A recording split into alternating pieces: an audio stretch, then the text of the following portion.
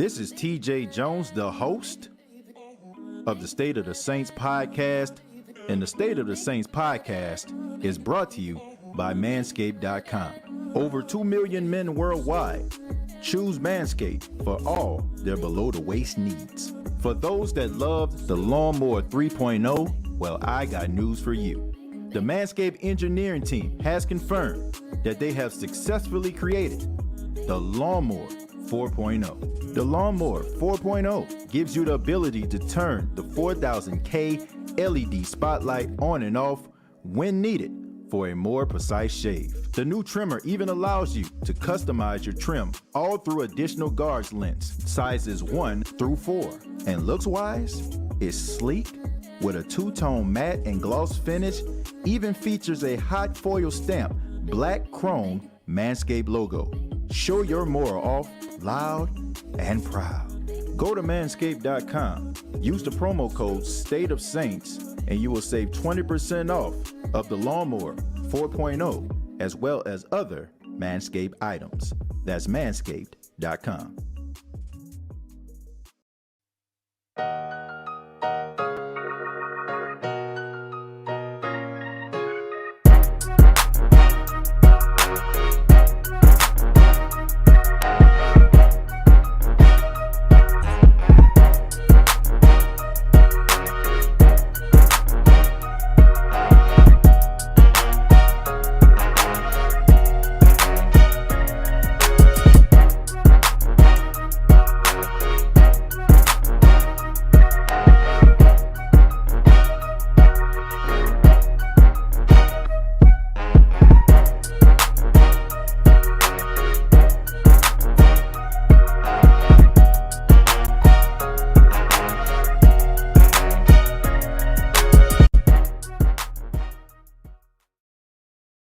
Hey, what's going on, Who Dat Nation? It is yours truly, TJ Jones, the host of the State of the Saints podcast.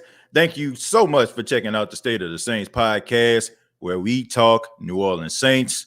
And on this edition, we're going to be talking about, of course, what everybody's been talking about, the quarterback competition, and answering the question, is Jameis Winston ahead of Taysom Hill in a quarterback competition after minicamp? But I do have a special guest here with me on the State of the Saints podcast. Some of you are familiar with him from the Sports Coma.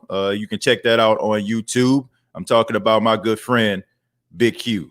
Big Q, what's going on, man? How you doing? What's up, TJ, my friend? I salute you and the Who Dat Nation, man, and the Great Saint Think Tank. What's happening, brother? Appreciate you. Invite me. Yeah, thank you so much for being here, man, taking the time out to be a part of the State of the Saints podcast. And you know, Big Q, I mean, we're going to be answering the question here about Jameis Winston, you know, and Taysom Hill. Of course, we know about the quarterback competition. Drew Brees has decided to retire. You know, now the Saints are trying to look for that successor to Drew Brees and everything that he has done. So looking at minicamp and everything that's been going on, we see the quarterback competition. We see some of the wide receivers. And we see Jameis Winston really putting in the work as well as Taysom Hill. So, in your opinion, what do you think about this quarterback competition? I mean, TJ, it's a bit uphill battle for Mr. Taysom Hill, bro, to get that job, man. 4-game starting experience last year, 3-1. Jameis, man, seems to have that glow, bro. I mean, a lot of the players is riding with Jameis, all that experience, and I think one of the big things that hurt Jameis was Jameis. The all-field stuff. But since he came to the black and gold building, man, he's not Tampa Bay Jameis. He black and gold Jameis. It's a severe improvement, brother. So, I mean, his mind is right, bro. And I think Jameis is going to have a big year this year. So it's going to be tough for Taysom. Yeah. Yeah, I just think that, you know, looking at Jameis Winston and the steps that he's taken in order for him to even get to this point. I mean, you can really tell he's embracing this. And I mean, he even said it in a press conference, you know, him just sitting out of football for an entire year just made him more hungrier to be able to get that position. But you're looking at some of these wide receivers out here. You know, you look at Tre'Quan Smith, some footage come out him as early as today. He is out in Tampa with Jameis Winston working out. So, I mean, you're looking at some of these guys. You see Marquez Callaway in all season, Jawan Johnson in all season, Tre'Quan Smith guys working alongside Jameis Winston. Do you think these guys kind of see the writing on the wall, or maybe they feel like, okay, Taysom has been here for a while. We kind of understand him. Maybe we need to focus more attention on Jameis just in case Jameis is going to be the starter? Bro, that's a great question, TJ. I mean, I think that is absolutely the case. I think a lot of the guys know, going into it, that Jameis is his to lose, and they feel it too. They know, and it's a great idea for Jameis and Tre'Quan to work with each other to get that deep ball rhythm going, because Tre'Quan Smith's game, and if you remember at Central Florida, one of his greatest things with that deep ball, getting deep, taking the top off those defenses, bro. That comes back with that vertical attack from New Orleans. Right. Yeah, no doubt about it. I mean, that's something that Tre'Quan really did well in college. He played a lot on the outside. Right. Him coming to the New Orleans Saints, he had to change up the way that he actually played the wide receiver position. He had to learn that slot position because of course, you had Michael Thomas, who was here on the outside, as well as Ted Ginn Jr., and that was supposed to be the number 1 and number 2 receiver.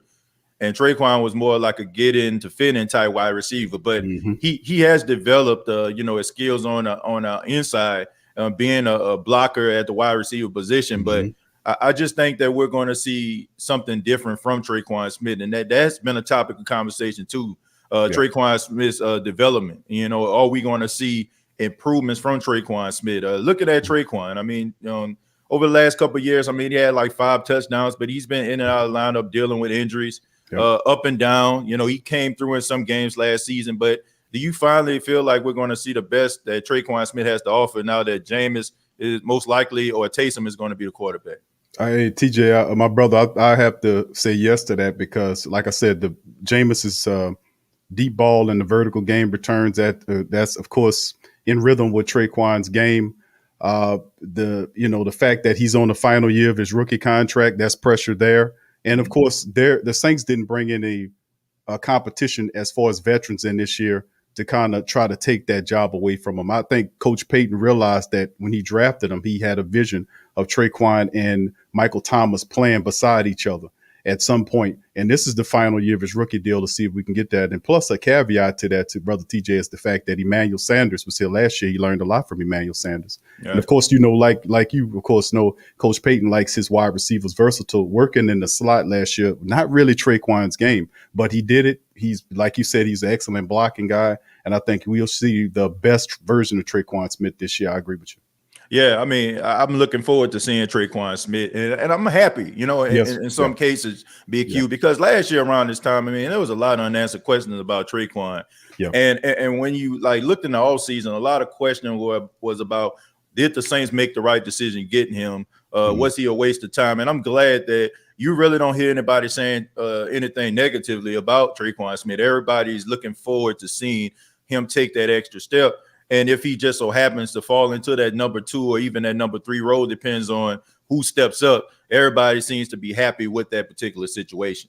But I want to say thank you to everybody that's in the chat right now, being that's a part of the State of the Saints podcast. Once again, special guest Big Q along with us, and trying to see if we can answer some questions. That's okay with you, Big Q? Yes, sir. Come on with it, TJ. You got it, brother. Okay, we're going to start with Complex 504. He says, I've been stopped watching this YouTube channel with that bad eye for he be putting out with spirit speculation. I don't understand what he's talking about with that. I'm confused on that. I don't know what's going on with that either. No. Did he start watching me? Did he start watching? I don't know what's going on. Anyway, moving on. Man, y'all go ahead and slap that like button, family. Yeah, man, y'all go ahead and hit that like button, man. Go ahead and give your boy a golden thumbs up, man. Let everybody know that you enjoy State of the Saints podcast. Once again, Big Q here with us. Complex, you ain't here now. You got to listen to him. Hey, man, look, check this out. I don't know what the heck going on here, but Complex, come on, man, chill out. DLP says it's legit competition. However, I believe Winston has the advantage just from a standpoint of playing a position in NFL since he was in 2014 as a starter. At the end of the day, it's good because iron sharpens iron. So DLP believes that it's a legitimate competition. I do believe that iron sharpens iron. But let's go ahead and answer this question. Okay, let's focus on Taysom Hill here. If he doesn't win this competition, where does he go from here? Like, honestly, like Would he get another opportunity to compete for a starting position, or should he, like, I don't know, do what I've been saying, embrace like this whole Swiss Army role? Because I mean, to me, Big Q, Yeah. I feel like Taysom Hill is never going to get an opportunity like he has right now. Like, it's rather you're going to be a starter on somebody else's team, or you're going to be on the sidelines holding a clipboard, and you won't find a offensive coordinator like Sean Payton that will put you in positions to be able to go out here and do all these different things. So do you think that Taysom Hill needs to embrace this if he does not win a quarterback competition? Absolutely, bro. I mean, it's nothing wrong if you lose. You put all your heart and soul in, and the guy's just better. That means you just got to improve your game. And in Coach Payton's offense, TJ, I really do believe if he loses, I think he does to Jameis Winston eventually, I think Sean Payton will continue to use him in a role similar to what we've been seeing over the last several years. You know, he throwing them out there with the Taysom Hill packages, the Wildcat packages, using them at wide receiver, tight end, running back, all that stuff that we've been seeing over the last couple of years. Yeah. So does he really lose is the question. You know, if he loses, which he will, to take Jameis, he goes back into that utility man role, I think. And then Big Q, like, he made so much money, like, doing this. Like, he wasn't going to make this amount of money being no backup in the National Football League, not taking not one snap. Okay, I mean, he's going to, at the end of his contract, he's going to make well over $20 million. I mean, so to me, he's overachieved from that regard. So to me, I feel like he needs to embrace that whole Swiss Army role, because it's going to be tough for a team to invest in a 31 at, next year he's going to be 32-year-old quarterback and feel like he's going to be a franchise guy. So to me, I feel like he needs to give it that old college try. And if it doesn't work out, to embrace that role. And I guarantee you he can play in the league for at least almost into his 40s. I mean, the fact that he can do so many different things. Right. Frank says Winston has the NFL quarterback experience over Hill by far, regardless of the whole interception blunder in Tampa. He is in a far better system, better coaching, better weapons around him, including Hill. Sean Payton has to master the playbook with the weapons he has. Who that? I agree. I agree with Frank on what he's saying right here. But let's dissect this when you talk about Jameis Winston. Now, a lot of fans of the Who Dat Nation that are team Taysom, they'll bring up those interceptions.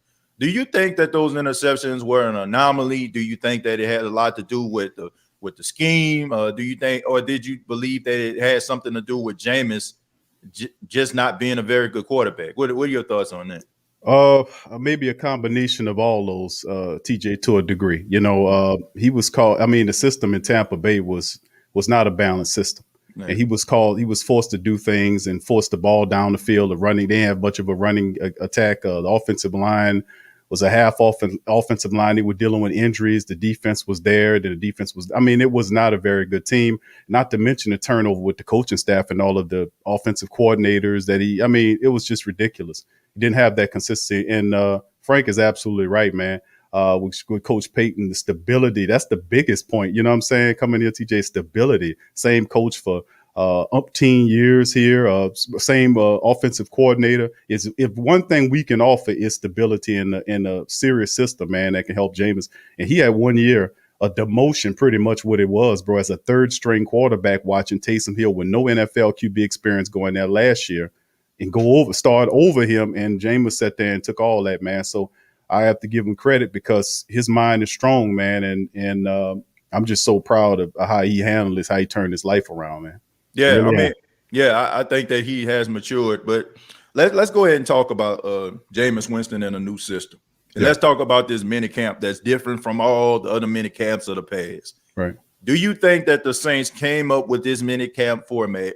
It was a lot of weightlifting and a lot of classroom work. Like you looked at some of these other teams, they're out there, they're throwing the passes, they're, doing those 7-on-7s. The Saints didn't really do too much of that. It was almost like if guys were doing 7-on-7, it was because they wanted to do it. I mean, it was basically something separate from the coaches. Do you think Sean Payton and his coaching staff came up with this format because there are going to be, different offensive schemes that's going to take place and a new quarterback under center? Do you think it had a lot to do with that? I think that's a major part of it, TJ. I think that's a major part of it. And of course, Coach Payton is not a guy that's above, that's not alien to innovation. You know, what he did during the C-19 stuff of last year when he self-isolated players. I mean, he did a lot of stuff last year. He did an excellent job around the C-19 stuff that we don't give him nearly enough credit for, to be honest with you. And of his motivational techniques and things that he would do to keep the people in sync. He's been an innovator of those type of techniques. So that's just him being more imaginative and bringing in stuff to keep the team together. I mean, you got a lot of young pieces, and having them to come together with that high turnout is a positive. Yeah, I believe I agree with what you're saying. Black and Gold Breakdown Podcast. Paulson Adebo was once considered a top cornerback prospect if he would have declared for the 2019 draft. So what do you think he needs to improve on so much that the coaches find it so alarming that it spurs doubt? I'll go ahead and let you touch on that, Big Q. We talking about Paulson Adebo. Mm-hmm. Is that something that you feel like the coaches need him to do? I don't know if you watched any film on him or I watched film. Okay. So what have you seen from Paulson Adebo, and do you think he has what it takes to possibly be that number 2 corner that we've been asking about in the offseason? Big shoes to fill, TJ. Moving into the Jack Rabbit Jenkins position. But Paulson Adebo, one thing that steps out on tape about him, he got high football IQ. Rangy cornerback, really intelligent, smart, knows when to adjust, knows when the ball is coming, intelligent enough to whip his head around, locate the football, make a play on it. That's something that a lot of the cornerbacks, some of our backup cornerbacks have broken necks. They can't turn their head at the proper time to locate the ball for whatever reason. So, I mean, they must have been in a car accident or something, TJ, because they can't whip the head around for whatever reason. I don't get that. But, I mean, I think Paulson Adebo is pretty good. A lot of people are kind of doubting Paulson because he opted out last year, and prior than that, he had some injury that occurred in the 2019 the 2019 season, I think it was. So the year before the C-19 year. So that's an extended period of time where he didn't play football. A lot of people are kind of, I don't know about this. And also I've seen some pundits saying, he's a 3rd round draft pick cornerback and we need to be leery of that. I think Paulson Adebo is very intelligent. I think he'll pick it up. You just need to get the reps and get out of there. But I think eventually Coach Payton will bring in a veteran to kind of compete with him. And ultimately, if he doesn't get the starting job up front, I think later on he'll end up with it. Yeah, I think he's an extremely smart kid. I mean, just looking at his interviews and I like the fact that how confident he is in himself. Like he's a guy that believes that he is one of the best. I do feel like he could have been a 1st round draft pick to me, I know a lot of people are trying to knock him because he opted out, but the Pac-12, they were not sure if they were going to have a season or not. This is true. They were going back and forth about it. You had teams thinking it was going to move to another division, another conference, or rather, in order for them to play. And I can understand why people would be a little bit iffy about playing in the Pac-12. But here's a guy who has wide receiver experience, which means that, he knows how to catch the ball. He's a guy that can locate the football. He understands different defensive concepts. And I feel like what he has going for him is he will be one of those new guys under a brand new Chris Richard type secondary, a guy that can learn from a guy like Chris Richard, a guy that can, he can mold kind of in that Seattle Seahawks type image. And that's why, Big Q, I'm such an advocate of getting somebody like Richard Sherman to come in to be a little bit more of not so much of a guy that's the opposite of Lattimore, but as a mentor mostly as well, a guy that can kind of have those other guys to buy into what Chris Richard is selling. Because, when guys are like in the league for so long and they start to become all pros and Pro Bowlers and stuff like that, they feel like, well, anybody really got to, nobody can really tell me nothing. You know what I'm saying? But, and if somebody like Richard Sherman, who has the pedigree, who has the cachet that can come in and be like, man, this guy really took me under his wing, you know what I'm saying? He comes with a lot of credibility. I think guys will be able to listen just a little bit more. But, I think that Paulson Adebo, I really don't know what a lot of people are missing. You know what I'm saying? I can't say that he's not going to come out there and he's not going to be able to play from day one. I mean, a lot of the things that I'm seeing from this kid tells me that the Saints got something special. And when it all comes together, he's going to be a solid corner. I don't know if he's going to be a shutdown corner, but I think that he can be a guy that we won't have to worry about opposite of Marshawn Lattimore. Right. Derek says Taysom doesn't slide and can be a fumble machine. Not even sure he can read defense. I feel like, look, I will give him the benefit of the doubt. I mean, when you playing all those different positions and you're in and out of each room, you're gonna pick of up the facility, something. right? You know what I'm saying? You got to remember this. You got to remember this special teams package. You got to remember this tight end package. You got to remember play quarterback. But it'll be interesting to see, man. I mean, I don't feel like he has an excuse going into the 2021 season because they're not asking him to do all those different things right now. The only thing they're asking him to do is focus on being a quarterback. So this is the moment where we really see what Taysom is made of. Would you agree with that, Big Q, or would you think differently? No, you hitting on it there, TJ. I agree. I think Taysom being a quarterback was some of the things that was that's why in my opinion, if you think about his battle with Jameis Winston or what they're saying, the competition between the two, Jameis Winston last year was in the QB room 100%. Taysom was all over the place. Right. And it's tough for you to beat out a guy that you in the quarterback room 25% of the time. He's there 100%. So, I mean, I think Taysom Hill's a really intelligent dude, but the QB position is a very hard position to play. I know you see him running routes and doing stuff and all that. He's really intelligent to pick up that and have success at a position that he didn't play. And other guys beating out other guys still in their reps now. Right. He was taking Tre'Quan Smith reps and all this kind of stuff and tight end reps and running back reps. He was taking all of their reps because Coach Payton seen him as impactful. So I think Taysom Hill has a lot of great positives to him. But the quarterback position, man, that is something that's tough. And then the turnovers, TJ, that's really problematic because he turned the ball over a lot last year. Yeah. Really problematic. Yeah, that's something too, man. That's something that you don't want to see from your quarterback. Man. No, I mean, absolutely. Look, quarterbacks, they got to be able to hold on to the football because they touch the football more than anybody.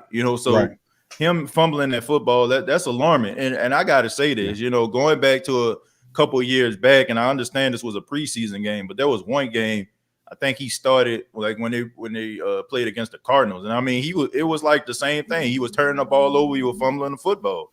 Right. So I don't know what's going on with that, but hopefully he can focus on ball security, man, and I don't know, get with Alvin Kamara and Latavius Murray, somebody that don't fumble, two guys that don't fumble a lot, and maybe they can come up with some technique or something like that to help him hold on to the football because that's imperative, man. I mean that can be the difference maker if you are in the lead for the quarterback competition because I mean you got to be able to hold on to the football, and we know that Sean Payton hates turnovers.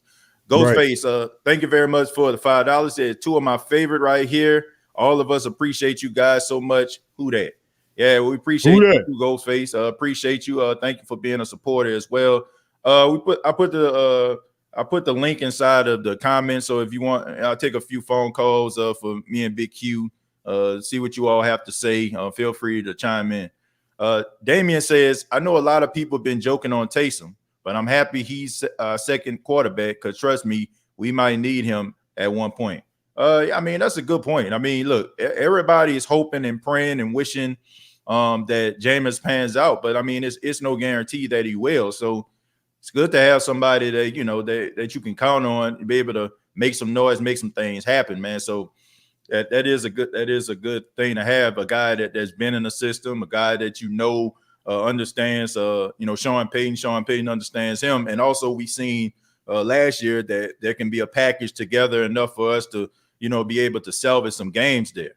All right. So we're gonna go ahead and take a phone call. We're gonna go to Aaron here from the Black and Gold Breakdown podcast. Aaron, what's going on, man? What's going on, TJ? Big Q. This is my first time officially meeting you, brother. I'm extremely privileged to finally be in the same room with you. I've heard a couple of things about you on Twitter from a couple of friends of mine. You got to hit me up with your social media so I can follow you and show you my support over here at the BG Breakdown podcast, man. TJ's been doing his thing over here. He's been supporting me, so I want to extend that same courtesy over there to you, man. Oh no, Aaron, I appreciate the love, my man, and it's I've seen a couple of your podcasts. You're doing excellent work, my brother.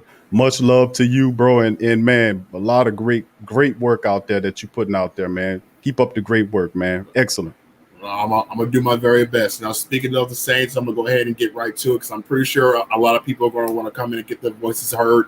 Honestly, the one thing I'm very interested right now in is not only just Paulson Adebo and what he can bring to the secondary of the New Orleans Saints, especially with Chris Richard, because we all know what Chris Richard can do with a Stanford cornerback, Richard Sherman. But I'm more interested in what Sean Payton has up his sleeve for Ian Book. Not many of us are talking about Ian Book, but he is the winningest quarterback in Notre Dame school history. Not just because what he can do in creating opportunities out of chaos, but his versatility and being able to do a little bit of the RPO and the power design runs, just like Taysom Hill. And he's coming in on fresh legs. I believe, and this is a hot take, I believe since Taysom Hill is focusing on being just a sole quarterback going into training camp, I believe Sean Payton is going to utilize Ian Book the same way he used Taysom Hill and third and short or maybe even red zone situations. The RPOs, the power design runs, he's got the legs and he's got the physicality to his game that he's not afraid of going up against linebackers or safeties coming down from the backfield to make a play. Right. I think Ian Book's going to be a sleeping giant going into the season. Big Q, TJ, what do you guys think about that? I'll let you go ahead with that, Big Q. I'll let you go ahead, man. All right, thank you, TJ. Man, Ian Book, man. Really, I was big on Sam Ehlinger coming out of college. I thought, I liked him a lot. But, man, I started watching Ian Book, man. And the more footage I watched on Ian Book, the more I really loved this game.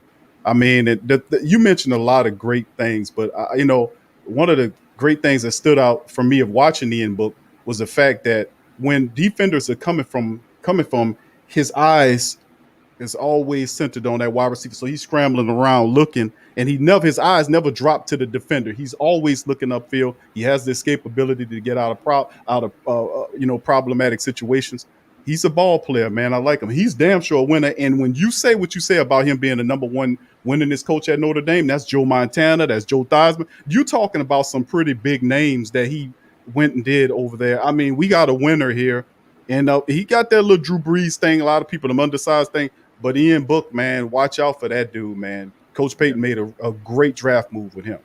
Yeah, I'm very, very excited for my dude Ian Book. I'm also very excited to see what Marquez Callaway has coming up this year for the New Orleans Saints. An undrafted receiver coming out of Tennessee, mainly because of the bad quarterback play they've had over there during his tenure. But the one thing that stands out with Marquez Callaway to me is consistency. He earned that starting time with Drew Brees. He earned that trust. He earned that.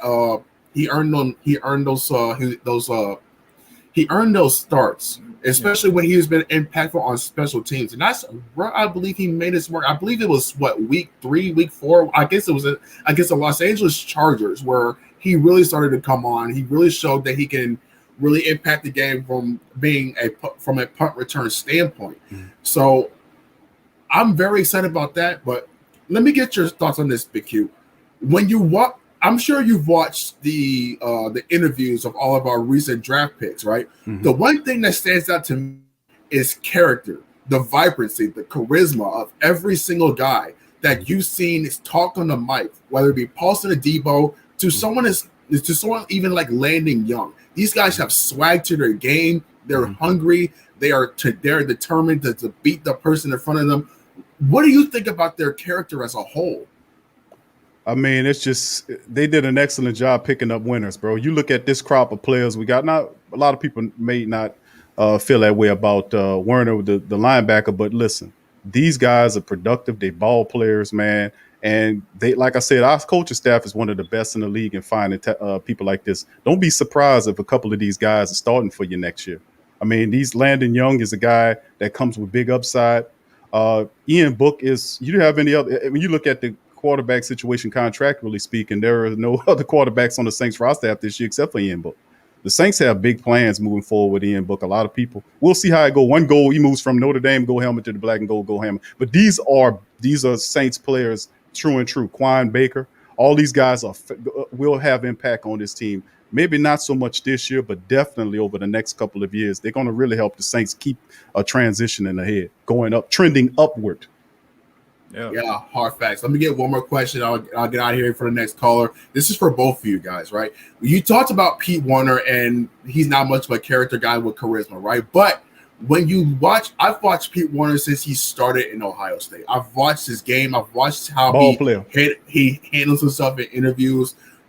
The most recent interview he did for the New Orleans Saints, it really just summarizes what he's all about. He's a guy that you would love to hang out with at a bar and share a couple of beers with, right? He's a very fun guy to talk with. But when he's on the field, he is all business. He's all about killing the guy who has the ball, making a play on the ball, whether it be playing the will or playing the mic. I recently did a video on Pete Werner versus Zach Bond, who's going to win that starting will linebacker position for the New Orleans Saints. I went with Pete Werner because he has that experience, right? When you're talking about that will linebacker spot, TJ, you talked about this before. You had a will linebacker has to be the fastest guy on the field. And Quan Alexander, not only was he physically fast, he understood what it entailed to be a will linebacker, diagnosing plays, where he needs to be, and dropping back into coverage.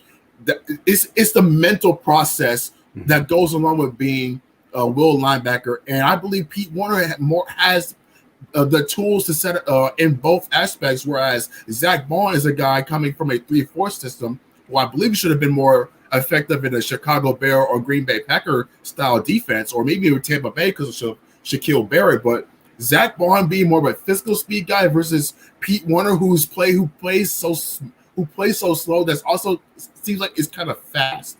I equated him to be a little bit of a Luke Kuechly-esque. And wow.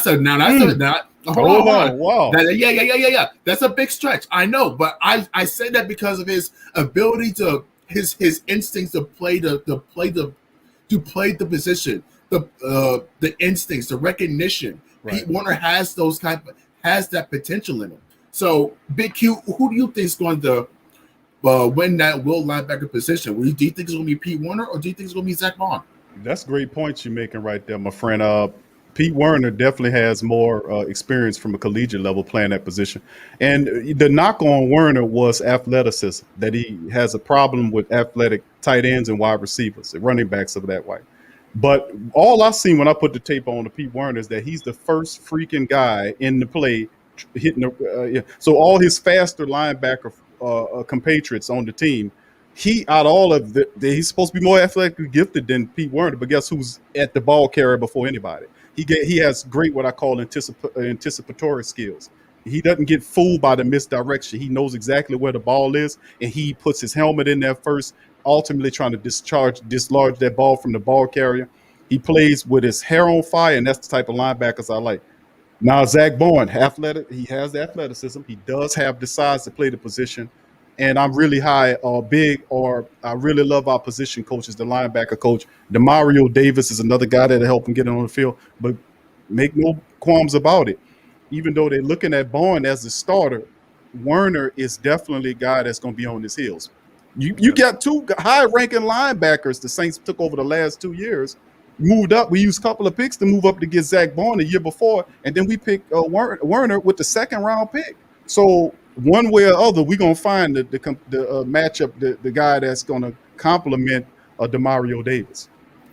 Oh, yeah, that's definitely so out of the two, I would have to go with Zach Bond because of that. But, man, listen, you make great points on that. Werner is going to be on his heels. It's going to be fun. Yeah, it's going to be very interesting to see, man. And he's learning the mic. He's learning the mic as well as the will. So that kind of just says to me that even if he doesn't beat out Zach Bond, they're going to find a way to include him in some schemes. So I'm looking forward to that. But that's all I got for right now. I appreciate you guys. Let me get my questions off and my opinions off. Big Q, let me know what your social media is so I can go give you a follow and give you my support. I'd love to have you as a guest on the Black and Gold Breakdown podcast when we go back to doing those live type of things as my special guest of the week. Anytime, bro. Let me know. The Sports Coma, my friend, is where I'm at. And appreciate that, bro. Much love to you. Thank you.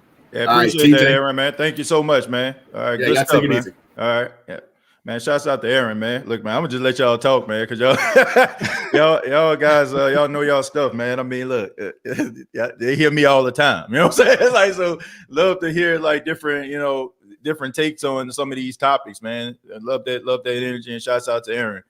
Mocha, before I get to Byron, says Saints may want Turner to be a pair with Marcus Davenport for the future, but Davenport got to stay healthy.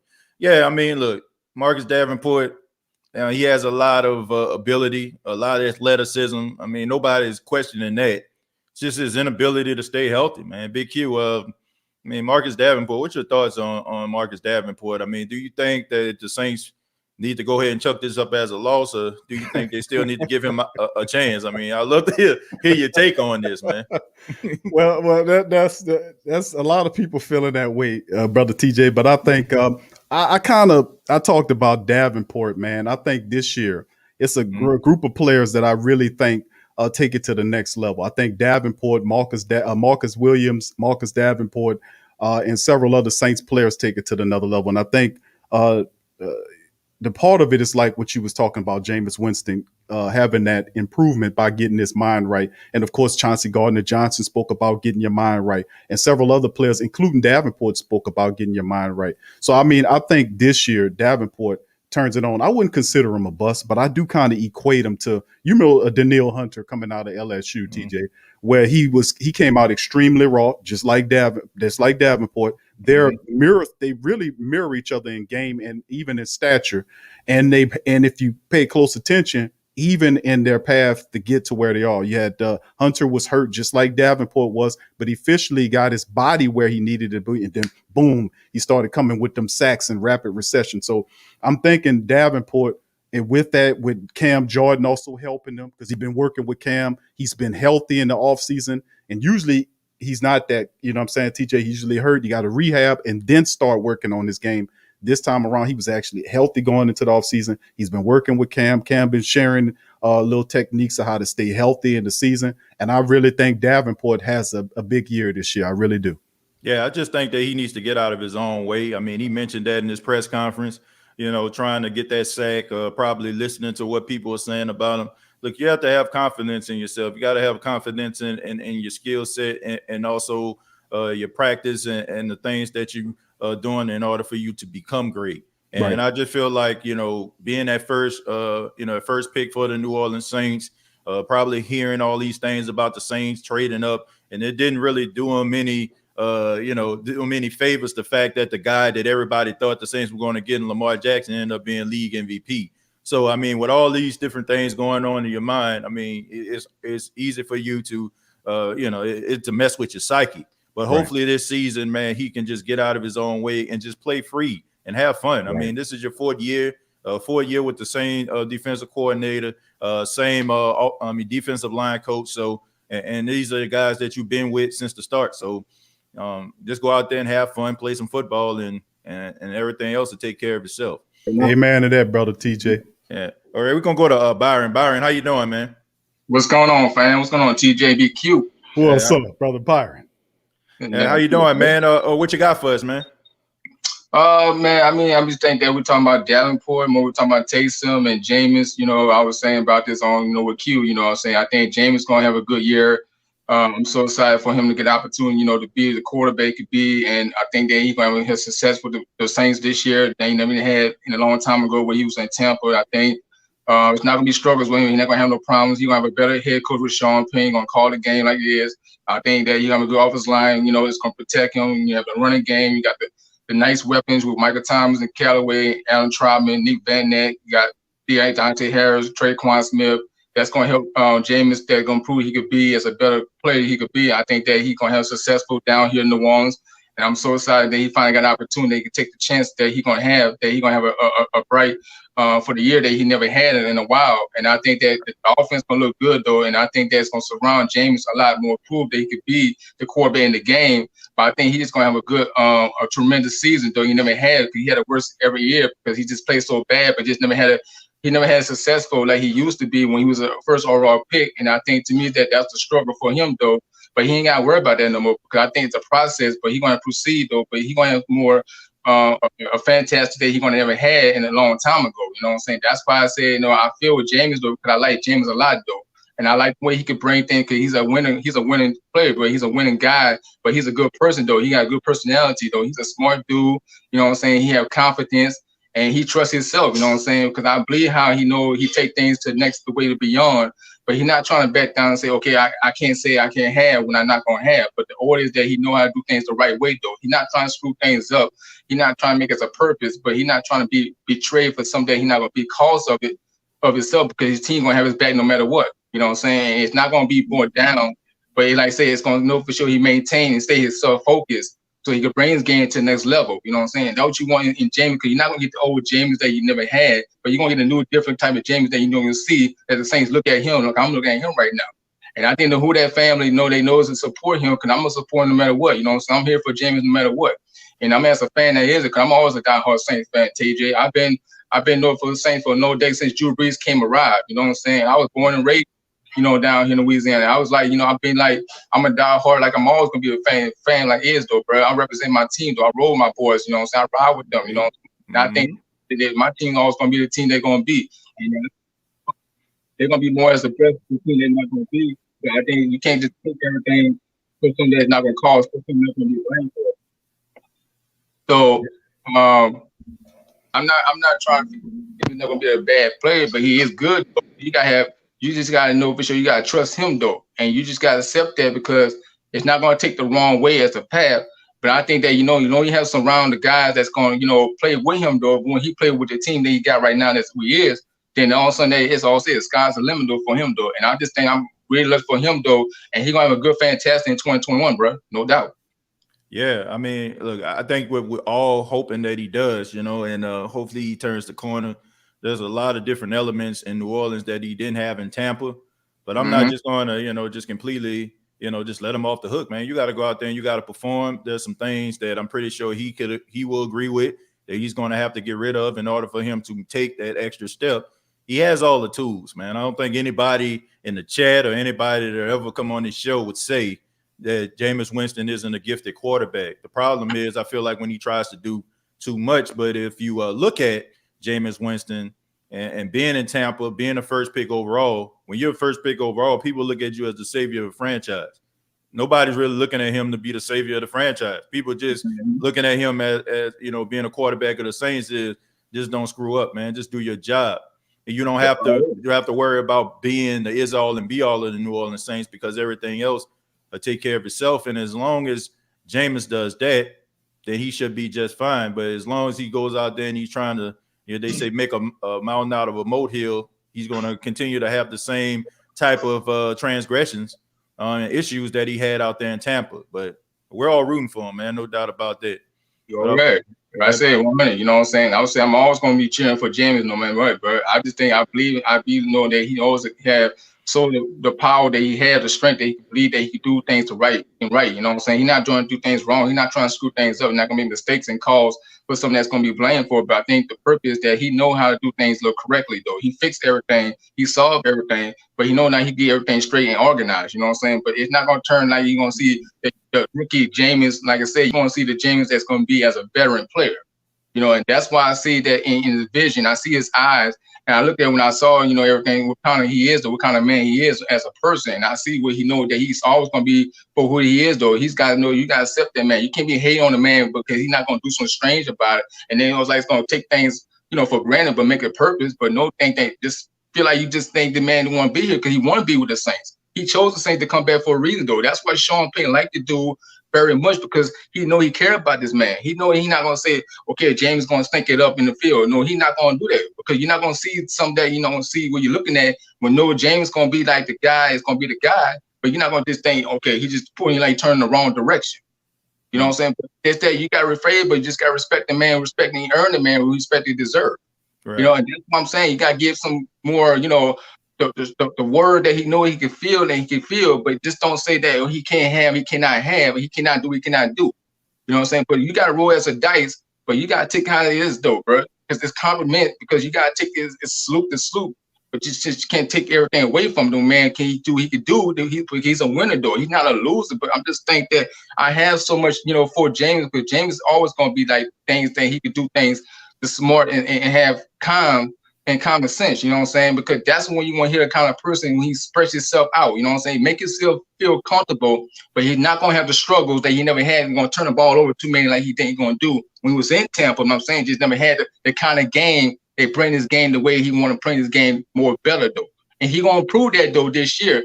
But you just got to have for sure that you can't just let him down like that. You just say, okay, James is bad, but he's worse, though. But he's not. But you just don't see that he could do what he could do with the Saints, though, because the Saints know they have so much confidence for him, but that James know he has so for himself in his heart and everything. He believes his heart, because his heart is always going to be right there, but he all about winning games, but he also want to win championship. Right. Because that's the man you want right there. You want the kind of man that bring that energy, but that's what you want to do. He got the tools, but he got all the guys around that going, this offense they going to play any way it is, though, but you just got to have for sure that you're going to have a quarterback, but it's all about do what he's going to do in the process.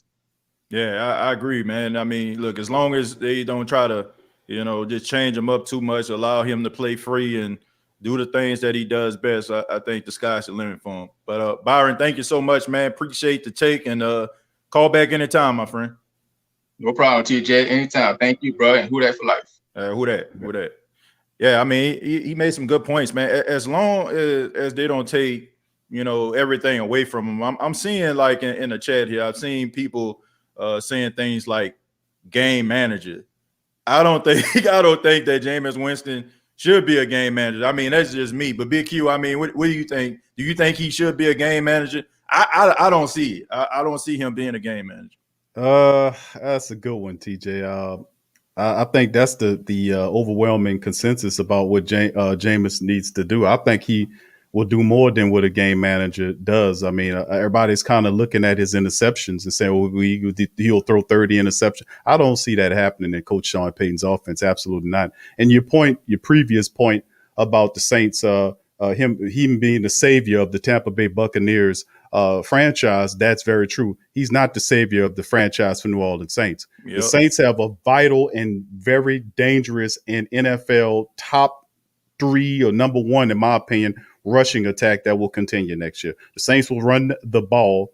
And like I got a little saying that says 2 rushes, first down, 2 rushes. And that's what it is. We average 4.5 rushes a yard per carry. TJ, 2 rushes, first down, baby. I mean, we did last year, several 200 rushing game performances. Won the Christmas Day game where we put 7 rushing touchdowns on one team. This is absolutely insane. And Coach Payton realized that, and that'll be one of the biggest things that he used this year. So Jameis is not going to act as a savior for the Saints because the Saints don't need no savior. The Saints are already a dominant team, but they got a lot of people underselling us, bro. And that's to their folly because they don't know who these players are. They don't know about these young up-and-coming players like Troutman and Marquez Callaway, Tre'Quan Smith, Deontay Harris, and all these other guys that will have impacts in the Saints offense. This is still Sean Payton after all. So I do think I think Jameis Winston will elevate the play because he brings that vertical attack. But all that other stuff I said, the tight ends and everything involved, plus a lot of the continuity of the offensive line is getting better. And of course, Mike Thomas returns helps out as well. Alvin Kamara, still one of the top in the business. Yeah, no doubt about it. I mean, the Saints are a really good football team, and I've said this on several occasions. You have a lot of Saints fans who just remember the Saints being terrible before Drew Brees got here. So they just feel like that's the one common denominator, a major factor that's no longer here. So all of a sudden, the Saints is going to go back into obscurity. But they're not really putting any credit or respect on the name of Sean Payton. Like I tell people all the time, man, let's respect the Drew Brees, but Drew Brees wasn't the Drew Brees we knew him to be when he was in San Diego. He was not. I mean, he was a guy that was up and down. He had a solid season. He was going into a Pro Bowl year, but he wasn't putting up these type of yards. And you have to say the combination between Drew Brees and Sean Payton, I mean, it made both of these guys successful. And we also seen Sean Payton go out here with a different quarterback and go out there and execute a game plan. The Saints over the last 2 years, 8-1 without Drew Brees. So I mean, would we have this type of mind frame or this type of assurance or this confidence that we can have life outside of Drew Brees if in the last 2 years we didn't see Drew Brees get hurt? Probably not. So Right. we know that it's possible for it to get done. And I think that the last couple of years should tell every Saints fan that everything's going to be okay as long as Sean Payton is the head coach. But before we get to John and his question, I want to let everybody know that the State of the Saints podcast is brought to you by Manscaped.com. You go to Manscaped.com, use the promo code State of Saints. You'll save 20% off of all of your male grooming products that are available for Manscaped. Father's Day is a couple days away. There's still time. There's rush delivery that's available. Use that promo code once again, State of Saints. Save 20% off on all Manscaped items at Manscaped.com. Let's go ahead and go to John. John, what's going on, man? Hey there, Big Q and TJ. How are you doing? Hey, John, how you doing, man? I'm What's doing up, John? wonderful. What's up, Big Q? How are you doing? I'm doing good, bro. I want to sit up there and talk about my brother from another mother, Taysom Hill. People are counting this dude out like he can't be a starting quarterback. Talking about because he fumbled. Look at Cam Newton. Cam Newton fumbled 10 times when he was a rookie quarterback, and he rearranged his career, won MVP. Now he sucks, but I mean, look what he did, though. People are counting out Taysom Hill for Jameis Winston when Jameis Winston hasn't proved anything, just like Taysom hasn't really proved anything yet. We don't know what Taysom can do to a full potential because we just seen him start like 4 or 5 games. We've seen Jameis start 16 games and threw 30 interceptions. Taysom hasn't done that. And let's not act like in college, Taysom Hill wasn't one of the best quarterbacks in college. He was looked at as a Heisman finalist. He could run the ball. He can throw the ball. People are counting out Taysom Hill, and I think Taysom is going to be a good quarterback.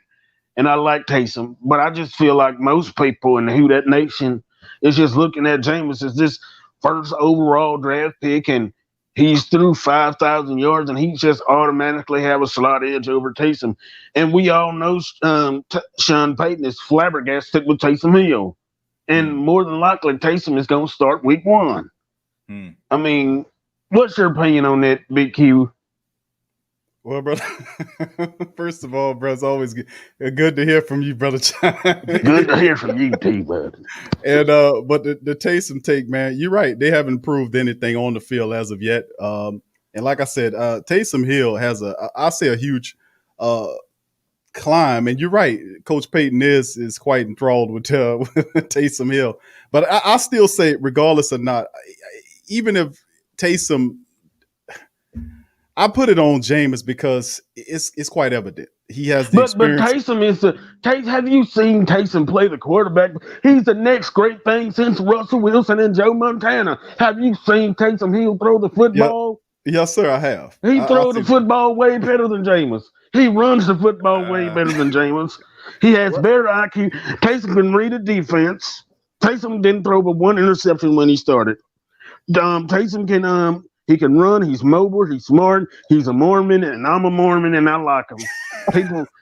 I like Taysom, and I think he's going to win the starting job. And I don't want people to be butthurt when he does win the starting job in week 1. I think people are going to be upset and say, "Oh, Sean Payton is crazy.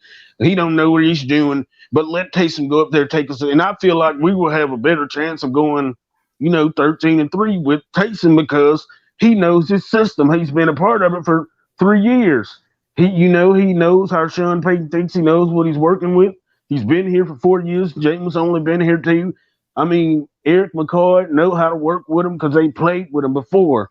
They are familiar with Jameis, and I think that gives him the slighter edge over Jameis because the guys are familiar with him. I want Jameis to succeed, but, I mean, people are just acting like Taysom Hill isn't even an option. They're just disregarding this man when he's put in work this offseason. I mean, he doesn't go up there and record everything he does, but he's been putting in work as well. But that's what I want to get up there and say. I love Taysom, and I want Taysom to be the starter. I don't like Jameis. He stole crab legs. That ain't right. But that's all I'm going to say. Go Saints. All right, John. Thank you so much, man. Appreciate that. Yeah, I mean, look. People are entitled to their opinion, man. I'm not here to like take anything away from anybody. If that's the way they feel that Taysom should be the starter, I'm not going to take that away from him. I mean, he does have some good qualities. I mean, if he buckles down, I mean, he can be a serviceable quarterback. I'm not saying that, he just god awful. I'm looking at it two ways, right?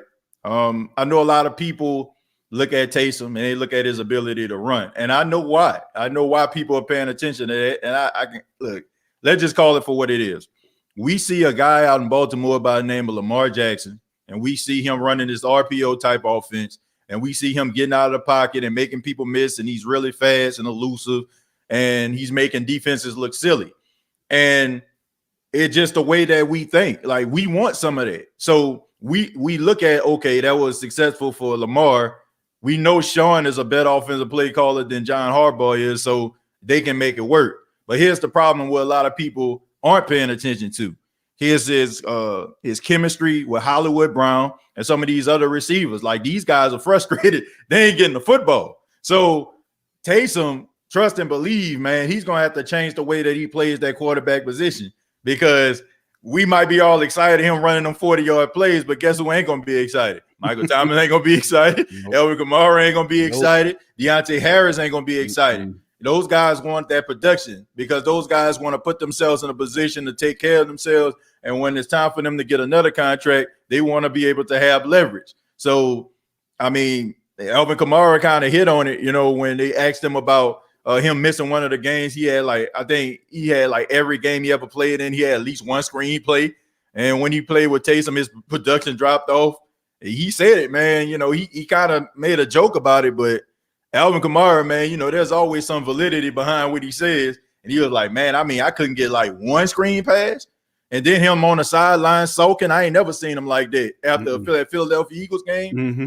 So, I mean, dude, I don't know, man. I mean, what are your thoughts on Taysom, man? I mean, what do you think he has to do in order for – I mean, we talked about it earlier about Jameis. We feel like he's going to be that guy. But what does he have to do in order for him to possibly get that notch over Jameis? Bro, oh, man. I mean, the short version, TJ, the short version is his accuracy, man. Even though he improved over the last couple of years with his accuracy, that is one of his things. The short and intermediate stuff is all right to a degree. His deep passes is like he throwing punts. Somebody told me in the chat, Taysom about that throwing punts. It's deep balls, but he's throwing punts. He overthrowing them by 20 yards. I mean, it was one play. TJ, it was one play in particular I remember, and y'all remember this too.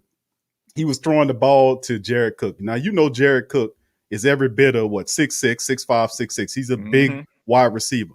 Remember when he was reaching up? He was reaching up to try to get one of Taysom's passes that was thrown, and the ball was at least 3 feet over his outstretched hand. This is 6'6" Jared. So, I mean, he has to work on his accuracy and also has to be a better quarterback in the pocket, more patient in the pocket, go through his progressions a little bit better, cycle through his progressions. And you're absolutely right about those wide receivers, Mike Thomas and all those guys will get upset with you if you taking off running every other damn play. You know what I'm saying? So, I mean, that could be problematic. So he's being a quarterback is not like being a wide receiver, running back, tight end, special teams guy. Obviously, he excelled those places, but that QB position, bro, that's a big leap there. And that's why I say it's a big jump for Taysom with 4 games of experience last year, TJ. And you trying to take on a guy with 5+ years of experience, who was a first-round draft pick at the position, was a winner in college. That's a huge jump. And I hear what John was saying about him being a finalist for the Heisman. Didn't Jameis win the Heisman, TJ? Correct me. He won it, didn't he? And the national championship, right? Yeah. So it's a finalist and it's the actual winner. So, like I said, it's an uphill battle. But still in all, if Taysom still lose out to Jameis, and chances are we don't know. But I'm agreeing with brother TJ. Obviously, I think Jameis does get the job. Only thing stops is Jameis if he's just that terrible. But I say he gets it. Yeah. But Taysom still win, TJ. Because at the end of the day, he'll still be out there doing the Wildcat stuff and the Taysom Hill packages. He'll still be out there being on the field, being impactful at some point. Yeah, and I'm gonna go back to what when Aaron was on. He was talking about Ian Book, Ian Book going to play, you know what I'm saying, if something happened to Jameis.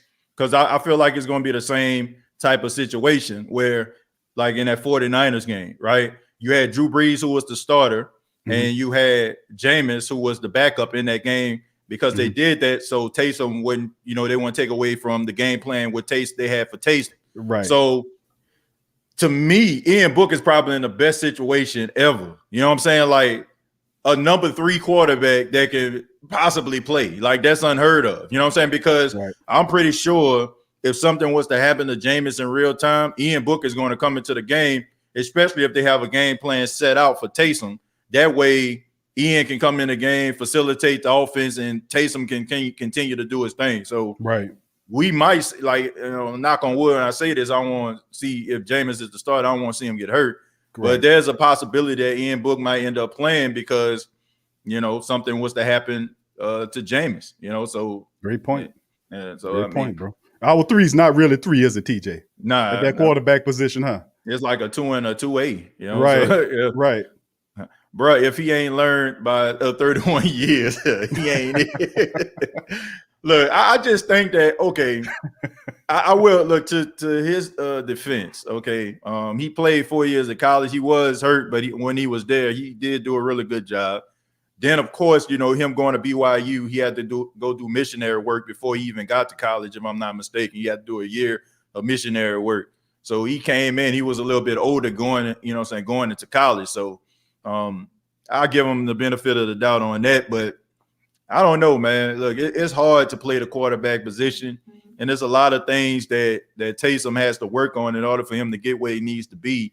Jameis has always been, for the most part, a solid quarterback. It's just been certain things he just needs to get rid of. So it's one thing to be a solid quarterback and to get rid of some things versus a guy that's never really been a solid quarterback and turn him into one.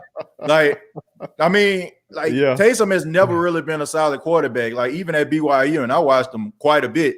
And John is right; he was a Heisman Trophy finalist, but they ran a lot of the option out there, man. Like he wasn't out there just standing in the pocket, looking through his progression and throwing that ball down the field. Like it was a lot of RPO going on out there at BYU. Now he was out there balling now, but he wasn't doing it on a level like Jameis was when he was at Florida State. That's 2 different quarterbacks right there. Yes, sir. John says it's 2 years of missionary work, TJ. Okay, well, he did 2 years. So thank you, John. I appreciate that.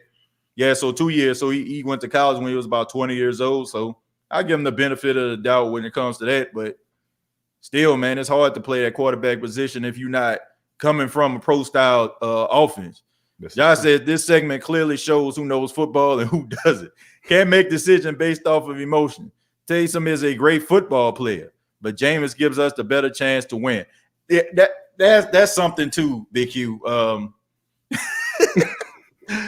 Saint fans, we become emotionally invested in players, and we want them to succeed so bad that we have this undying allegiance to them. You know what I'm saying? So we want them to succeed, so we try to push them forward, and we hope that our words hit home to a point. Maybe somebody will hear him and give him an opportunity. But what do you think about that, man? What do you think about Saints fans wanting to see Taysom succeed because they like him more so than him being a better choice? What's your thoughts on that? I think that's a part of it. A lot of part of it is he was 3-1 at the quarterback position last year. And remember, one of those games, the Bronco game, was him. He wasn't throwing the ball. He that was a terrible game. We basically ran Denver over, and they didn't even have a real quarterback there. So could you really count that as a game? And of course, 2 wins against Atlanta.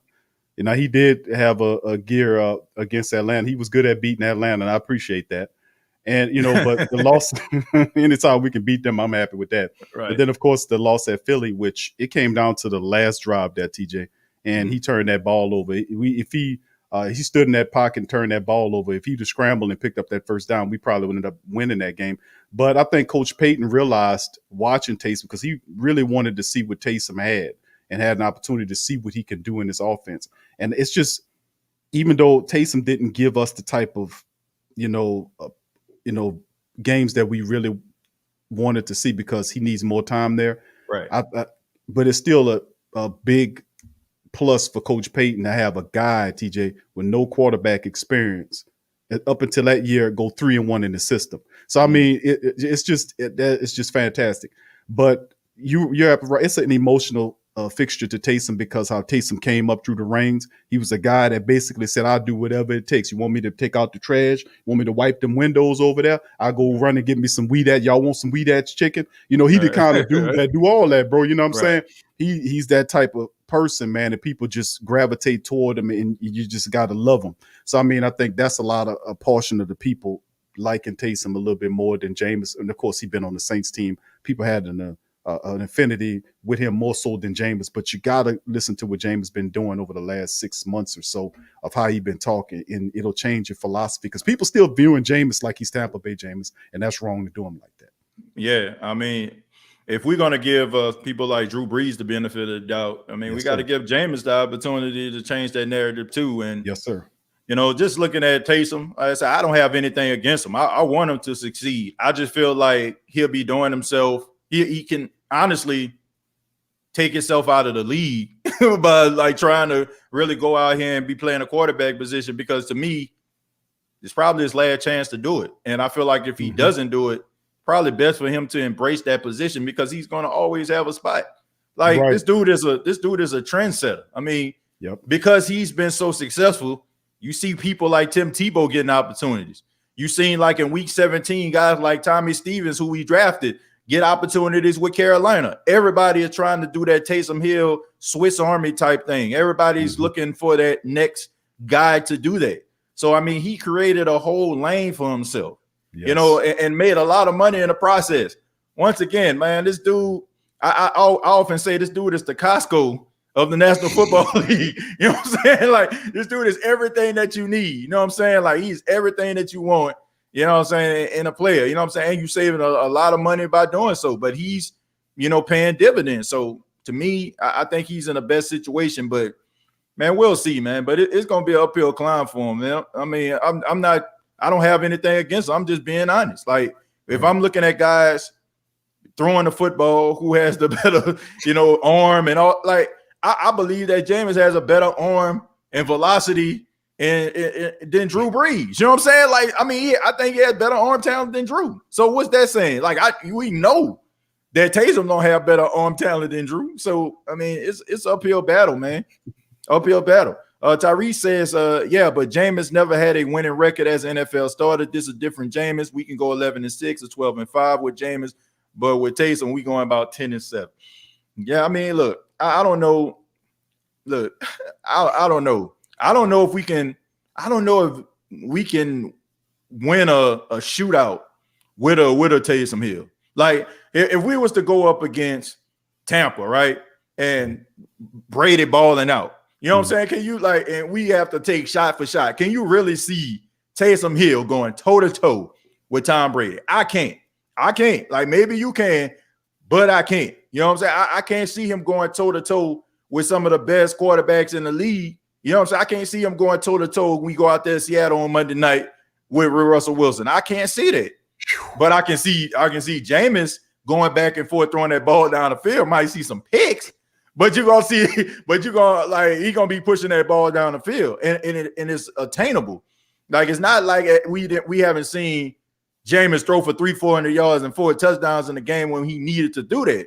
We haven't seen Jameis in certain situations against us when he was in Tampa, bringing these boys into the game. I can remember what it was like week 17. Was that like 2018 or something like that when, you know, he drove them down the field and they end up winning the game on a 2-point conversion. That's when Dirk Cutter and Sean Payton kind of got into it. So, I mean, it's possible, and he can get it done. I ain't seen Taysom do it. I haven't seen it yet. I'm not saying he can't, but I'm just saying, like, I wouldn't put no money on it. I just wouldn't. You know? Would you put money on, like, Big Q? Would you put money on Taysom Hill going toe-to-toe with some of the best quarterbacks in the league, man? No, I wouldn't, TJ. I ain't about losing money, brother. And I agree with you, bro. Everything you said is 1,000% true. And like we said, and the fairest you can be about Taysom is to say, bro, that's a very fair statement, is that he has an uphill battle against a guy with all that experience. We talking about a man, if we take the college out of it, You're talking about a man with 4 years. He been in the league for several seasons, but 4 games of NFL quarterback experience against Jameis Winston, who has over 5+ years of NFL experience. He was the face of the franchise with Tampa. It's just a lot for him to overcome. Now, Coach Payton did call him Steve Young, so I don't know. But listen, all I can tell you is that, man, like you said, he created a lane for himself. Just do that. Just get good at that. Because it's tough to it's tough to talk about beating out him. He could try all he may, and who knows? Anything's possible in this crazy world of ours. But the reality at the end of the day is I'm not about losing money. And if anybody say, who you going to put your money on, I'm putting it square on famous Jameis, the black and gold QB, to lead the team. Yeah, I'm looking at Drew Brees' stats real quick, okay? All right. So let's look at Drew Brees' stats in the Saints uniform for let's just say the first 5 years of his career, right? So I'm looking at 2006, he had 26 touchdowns, 11 interceptions, right? In 2007, he had 28 touchdowns, 18 interceptions. 2008, he had 34 touchdowns, 17 interceptions. 2009, he had 34 touchdowns, 11. And then a year after the Super Bowl, he had 33 touchdowns, 22 interceptions. You know what I'm saying? So, that. Yeah, but ain't nobody saying nothing about that. But let's go to let me look at Jameis. And before I do, let me answer a few of these questions here. But for people that just go out here and be like, man, acting like Drew Brees was just tearing it up and getting single-digit interceptions. No. He was turning the ball over too, man. Off topic, who do you think is the most beautiful? Chantel, Mary J. Blige. I choose Mary J. Look, both of them are beautiful. You know what I'm saying? Shouts out to both of them. You know what I'm saying? Mary J, a whole legend out here. Shantae, I wouldn't call her a legend, but she was extremely talented in her day between 2002 and about 05. You know what I'm saying? When Murder Inc. was running wild. And you couldn't turn on the radio and couldn't hear a Murder Inc. album during that time, man. Right. For real. Ja Rule was on everybody's crooning, station. bro, on there crooning on there. Your cry, your smile. Man. Like, what are you doing? Get that guy off the radio, man. He drove me crazy them years, man. Turn that off. Man, every time it came on, man, Ja Rule on there. I'm like, man, Ja Rule, man. He was big, man. Like me coming out, I went to high school between 2000 and 2004. So that was like during the time when Murder Inc. was at its apex. Mm-hmm. Man, they were running every God in the yeah, they were doing the big, TJ. Boy, that Ja Rule boy was real smile, you'll cry. This dude thought he was an R&B artist. Look at this guy crooning up there. Mm-hmm. But yeah, they was doing it though. They was running it though, Yeah, but okay. So I brought up Jameis Winston stats here. Okay, since 2015, he had 22 touchdowns, 15 interceptions. 28 touchdowns, 18 interceptions, 19 touchdowns, 11 interceptions, 19 touchdowns, 14 interceptions, and 33 touchdowns, 30 interceptions. Now, I'm not the smartest man in the world, but looking at Drew Brees' first few years in the Saints uniform, he turned the ball over more, you know what I'm saying, in a certain amount of time than even Jameis did. But we tend to forget that because of the outcome, right? Because we won a Super Bowl in the process, but this tells you right here, you got to give these guys an opportunity. It wasn't until Drew Brees started to get to the twilight of his career where we started to see him get single-digit interceptions in the season.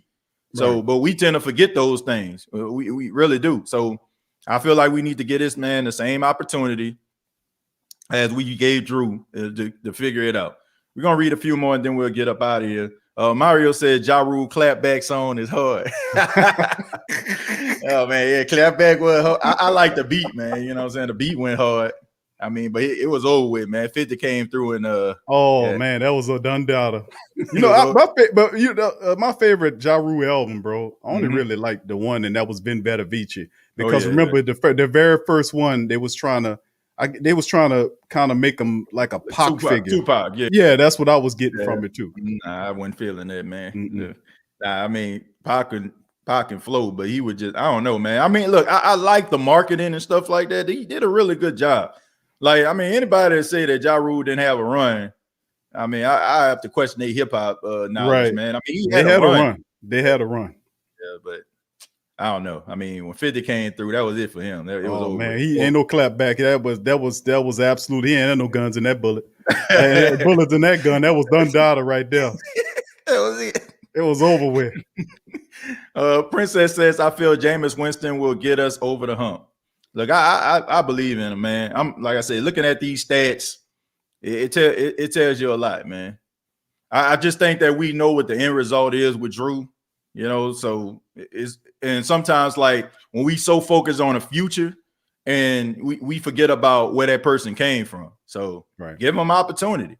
Jameis Winston went toe-to-toe with Brady 3 years ago in Tampa Bay, but the kicker missed 3 field goals and the Bucs lost 14-19. If the kicker hit 2 field goals, Jameis Winston and the Bucs win. And that's another thing too. Thank you for the $5, Smallville. Like Tampa had a lot of kicking issues. Any Tampa Bay fan will tell you that. Like when was that Ryan Suckup? Is Ryan Suckup the field goal kicker, if I'm not mistaken? Before he came there, Matt Gay and all them up. Nah, terrible, awful. Tupac would have been fitted today. I mean, Tupac a whole legend out here, man. I still think he would have been able to, still make songs to this day and people would be able to still listen to. Guy was a genius. Yeah. 50 years old, man. Wow. Yeah. And it will finish it up. It says, Damien says, by far a classic legendary episode from my fellow New Orleans Ninth Ward homie. Keep repping our city, fellas. Damien, thank you so much. And we'll just go ahead and end it on that note right there. But Big Q, I want to say thank you so much for being a part of the State of the Saints podcast, being here with us. A lot of people were anticipating this episode, man, and definitely excited to have you here, man. Thank you so much. And before you go, man, I'll let you have final word. Well, TJ, man, I appreciate you, my brother, and for inviting me over here to your terrific platform, man. Much love to the entire Who Dat Nation, to you. You're doing great work, bro. Consistent, real deal talk, man. And like I said, man, I appreciate you. And I congratulate you, man. Great work. Yeah. And I appreciate you, man. Everything that you're doing over there, the Sports Coma, doing an outstanding job. So many people, love your content. I love your content, and you're always consistent, man. You're always real. And I tell people all the time, we need content like that, man. They got a bunch of shock jocks out here, people trying to fake it to make it and trying to give their hot take in order to get clicks. But the passion and the love for something is always going to reign and always going to remain, man. So continue to do your thing, and we're going to be supporting you, man. And good luck to you, and looking forward to an exciting season, man. We get back together once again, man. Anytime, TJ, you just holler at me, bro. Like I said, we got I think the last time, been a couple of months since me and you clicked up, bro. But yeah, bro, anytime, bro. We got to keep it doing the regular thing, bro. Hollering at each other. So yeah, that's great, bro. Yeah, anytime. Man. Yeah, thanks a lot. And thank you all for checking out the State of the Saints podcast. Remember to subscribe to the YouTube channel, youtube.com, search The State of the Saints podcast. Facebook.com, search The State of the Saints podcast. Previous episodes available on iTunes, Spotify, iHeartRadio, Anchor FM. And before you go ahead and hit that like button. Let everybody know that you enjoyed the show. Big Q, before you go, let everybody know about your channel as well, man. Sports Coma family, you can go and you can put in the search, YouTube search, the Sports Coma or the PRO Media Network. Either one of it, it'll pull up the platform. So you can see us. We also on Facebook, Twitter, or you can simply go to www.thewhodatdaily.com. It's www.thewhodatdaily.com. All of our content is there. New Orleans Saints talk, Pelican post-game report. We'll be doing the show on Stan Van Gundy's firing, boxing content. Several different platforms are all headquartered there at whodatdaily.com. Thank you for allowing me to do that, TJ. Man, no problem, man. And we look forward to all the content that you have available. Looking forward to your take on the New Orleans Saints Pelicans. That should be interesting right there with the fire and the Stan Van Gundy. Big heavyweight fight, Deontay Wilder versus Tyson Fury coming up. The third You're fight. You're boxing man, TJ? Oh, absolutely, man. Absolutely. Man, you got to get on the Ring Kings, bro. Hey, at the time. I know you like boxing, bro. Oh, my goodness, man. I love boxing. My grandfather. Like? Man, my favorite boxer is Terrence Bud Crawford. I'm a huge Terrence Bud Crawford fan. I should have known that. I should have known that. That's my guy, man. That's my guy. I like Deontay Wilder as well as Tyson Fury, man. That's that's a hard fight. You know what I'm saying? You know, I'm always rooting for the brother. You know what I'm saying? Alabama brother Deontay Wilder. Man, hopefully, you know what I'm saying, he can, you know, channel that anger. It seems like to me, man, he a little bit too tense, man. I looked at his, I don't know if you checked it out, but I looked at the face off. Yeah. Man, didn't want to answer no questions. It just seems like to me, like Tyson Fury in his head. I understand he never lost before. So it should be interesting, man, to see how he going to bounce back. New trainer, new training camp. Seems like, you know, he a little bit more muscular. Seems like, you know, he a little bit more serious about it, but should be interesting, man. What about you? Who's your favorite fighter before you go? Oh, bro, I got several of them. I like Deontay, man. Deontay Wilder, you got to like him, man. He's the constant underdog, man, that people wrote off. But I do respect the hell out of Terrence Bud Crawford. I like Errol Spence I like Shakur Stevenson, Devin Haney. Several really Virgil Ortiz is a young up-and-coming fighter. I mean, it's a bunch of really good fighters out there right now doing some great. Alexander Usyk is another fantastic fighter that I like as well. So it's a bunch of them, man. Boxing right now is really, really doing good, especially the heavyweights are back. It's fantastic, bro. Yeah. Have to get your own Ring Kings, TJ. Yeah, absolutely, man. One of my favorite underrated fighters, man. I mean, he doesn't win a lot, but I mean, he always pushes guys to the limit. That's UFC Lopez, man. Lopez always come through, man. I always enjoy his fights. You know, like I said, he always pushes guys to the limit. I like guys like Sean Porter as well, Mikey Garcia, you know, the guys like that. Hope, you know, I like Mikey Garcia at that junior welterweight division. I think him moving up against Errol Spence, that's not his lane, man, because he doesn't have a lot of punching power. But there's so many, man. Big Q, I've been watching boxing for a long time. My grandfather was a huge boxing fan. He used to order all the heavyweight fights from Riddick Bowe and Holyfield and all them other cats, man. So I used to watch when that dude parachute down in the ring, man. On pay-per-view, I remember being a 6-year-old kid watching that guy come into the ring, man. So yeah, man, I'm definitely interested in being on that, man. That should be fun, man. But thank you once again, and thank you all so much. Thank you all so much for checking out the State of the Saints podcast. And like always, all I gotta say is